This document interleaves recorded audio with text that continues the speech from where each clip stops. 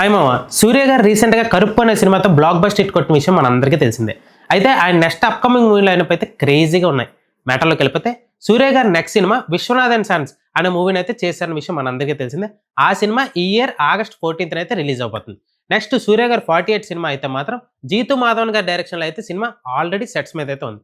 ఈ సినిమాలో key roles కోసం నెస్లన్ గారు అండ్ నజరియా గారు అయితే చేస్తున్నారని చెప్పి తెలుస్తుంది.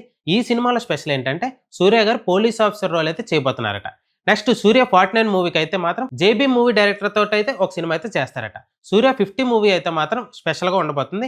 కేవీఎన్ ప్రొడక్షన్ బ్యానర్ పై విక్రమ్ కే కుమార్ డైరెక్షన్ లో అయితే సూర్య 50 మూవీ అయితే లాక్ అవబోతుందట.